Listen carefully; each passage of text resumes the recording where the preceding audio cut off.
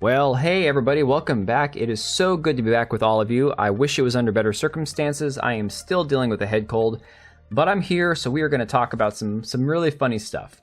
One of them being the fact that they are still not letting go of the Acolyte, this horrific, abysmal show that Disney Star Wars tried to put out and tried to get people to be interested in, and there was just no interest whatsoever. From the fact that the characters sucked, to the canon-breaking, situations that they created in the show, to the general unlikableness of all the actors associated with the show itself. The Acolyte did abysmal numbers as far as the ratings went with Nelson, with stacking it up against the other Star Wars shows that are out there. I mean, hell, this show had worse viewership than Andor, and Andor historically was, I believe, the lowest viewed of all the other shows. Oh, sorry, Ahsoka was the only one worse than Andor. Now, again, the difference is a lot of people said Ahsoka was boring, whereas Andor was actually a very decent show. Not very much like a Star Wars type show. It was more like a show that happened to have the name Star Wars attached to it, but definitely worth watching, I'd say. It definitely had my interest piqued for quite a bit of it. But we're even seeing the Access media, the shills Screen Rant, trying to figure out ways to drum up conversation about the Acolyte. This article from 12 hours ago, and this show's been gone for like a month or two now, guys. Nobody's even talking about the Acolyte anymore. And they're still trying to say, oh, we had some really cool things that they stole from the Empire Strike Back, ways that they could do trick photography and stuff. Yeah, nobody cares. This petition where they tried to renew the Acolyte, it kind of petered out right around 79,000 signatures. It has been sitting at this number for quite a while. And now, again, 683 people signed it today, but it has taken forever. That 75,000 to 80,000 mark is taking forever. People are just tuning out. They just don't care anymore. And honestly, I have a hard time believing that all of these signatures are 100% fans of the show. I think a small percentage of them are people who are like, yeah, I have a YouTube channel. I want to cover this stuff. Bring the show back. It's good for revenue, Again, the show is just abysmal. But again, the number one problem that the show started off with, the thing that set them on the wrong path from the get-go, is not the inclusion of gay characters. Now, I might have my own opinion about putting gay characters into a Star Wars property, whether or not, certain topics are appropriate for family-friendly television. We can debate that a whole, different time. It's not for this specific conversation right now. The reality is, the marketing for this show was a complete failure. It was a bust. They went out, did this whole PR campaign for weeks, going after people who were going to be critical of the show, saying that only racists and bigots are the ones who aren't going to like the show, going out and saying it was the gayest Star Wars film or show ever. Leslie Headland and Amanda Stenberg sat there in those interviewer chairs saying that it was the gayest Star Wars ever, and how nerds are gay and Star Wars is gay and how everything about Star Wars is gay. Okay? And again, the show made it one season, and it will not be renewed. So take that for what you will. You may not have to agree with everything that the audience, believes. You could be totally fine with having gay, lesbian, space witches and stuff. That's great. The overall majority of people didn't want to watch it. So what would Disney do, you think, with their most recent Marvel show, their Disney Plus show that's coming out? Marketed exactly the same way as the Acolyte? I mean, this cannot be true. There's no way that this can be reality that we're living in, because why would you go out after a failed marketing campaign for the Acolyte that did horribly in terms of PR and trying to get the fans interested in watching it, and then you're going to repeat the same mistakes you've already made before? They said the definition of insanity is repeating the same thing and expecting a different result. So what is Disney doing? Do they just not have a handle on their actors? Do they just let these people say whatever the hell they want? What is the cause of this? So this article from That Park Place says, after Disney marketed the Acolyte as the gayest Star Wars project, Aubrey Plaza and others say Agatha all along is the gayest Marvel project. Now, I don't understand. Look, guys, I love Parks and Recreation. I don't understand putting Aubrey Plaza in this show, other than at this point, her and that other chick that was in the Addams Family spinoff, Wednesday.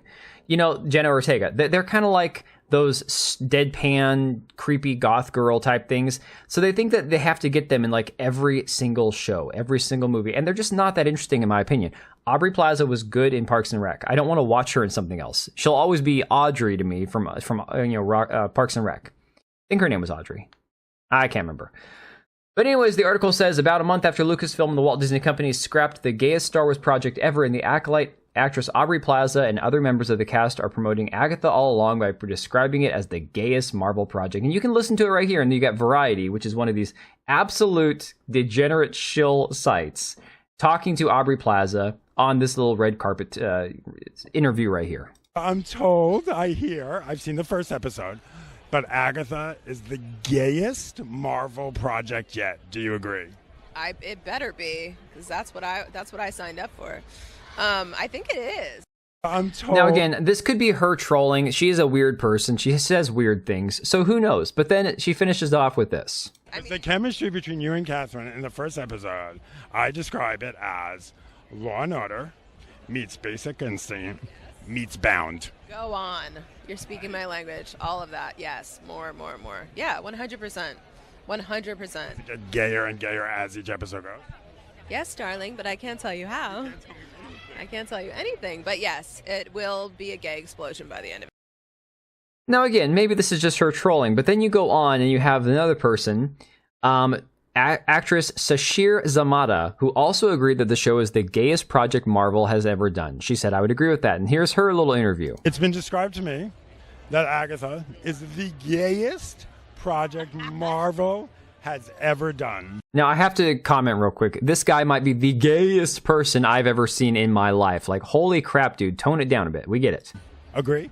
I would agree with that, yeah. Why is it?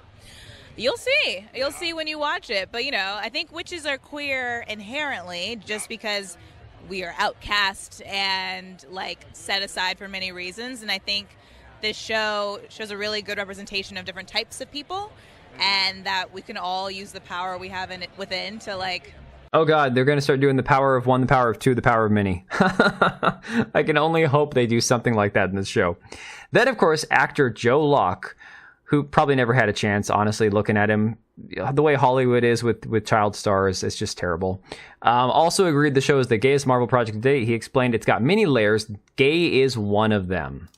So, the show has been described to me as the gayest Marvel project to date. Do you agree? I would say so, yeah. It's got Why? many layers, and definitely gay is one of them. Is it? I mean, for someone like you started off in the business, you were in a gay show. Now you're in another gay show. It's not new for you. No, I think that's also one of the great things about the show is Heartstopper is very, the queerness is the plot of the show, whereas this is, teens queer, this would be the queer characters in the show. This is just so unbelievably cringe, I can't believe it. But let's go to this actor here, Joe Locke. He recently, if you go to this article from Geeks and Gamers, had some comments that basically pissed off a lot of Marvel fans. And it says from this article here, if you had any hope for Marvel and Disney finally trying to win back the goodwill of their fans, one of the main actors of Agatha all along has confirmed that you can kiss it goodbye. In the WandaVision spin-off starring Catherine Hahn as Agatha Harkness, Joe Locke plays Teen, seriously, who is described as a gay familiar with a dark sense of humor who acts as the assistant to the Harknesses' coven. It's possible that Teen is actually Billy Kaplan, a gay Young Avengers teammate from the comics whose superhero name is Wiccan, but Locke has referred to the character as Teen in interviews, and this is the current MCU, so it's probably just some random guy named Teen. Teen was featured in a quick clip from the first Agatha All-Along trailer that hit before D23, which you can watch below to refresh your memory. So yeah, Teen is gay, and I think everyone pretty much knew that already. I also don't think anyone had much of a problem with it. The criticisms I've seen all had to do with the seemingly folly of the centering a show on Agatha Harkness, a side character from WandaVision. But most of the entertainment Marvel Studios makes nowadays raises the question, did anyone actually want this? And so here's a quote from Joe Locke talking in his interview with Variety from last month, where he says, I'm fully aware that the Marvel fandom is far less nice than the Heartstopper fandom, Heartstopper being, I assume, the gay show he was in before. There's going to be a lot of people that just hate everything about the character and everything that we've done with it, and I just have to be okay with that. His eyes suddenly take on an impish glint. Marvel fans are very open with their opinions, but they're not in a Marvel show, so he blows a raspberry. I'm doing the one thing that they really wish they could be doing. Sorry. Holy crap, this kid, it's funny that no one's even talked about him, probably because of the fact that no one's going to watch this show, so really nobody cares. He's not like Rachel Zegler, where she has this artificially manufactured podium, this pedestal that she steps up on, and she thinks she's all that, and the media promotes her. Nobody knows who Joe Locke is. So if he wants to act like a dick and insult the fans, very few people are even going to hear about it. But it is just shocking to me that Marvel is taking the same approach as the Acolyte, going after the fans, telling them it's this gay show, and again saying, well, it's the show we want to make, so if you don't like it, tough titties, basically. I don't know, guys. Let me know what you think about all this. Again, I appreciate you all hanging with this channel. I know it's taken me forever to get back to uploading. I appreciate you guys for being here, and I will catch you on the next one. Alright, and if you made it this far, thank you so much for watching the video. Thank you for being here. I do have 2 channels, Minimal Effort Podcast, as well as my gaming channel. I do have a Twitch and Kick for my gaming channel. We do live streams over there occasionally, maybe once a week.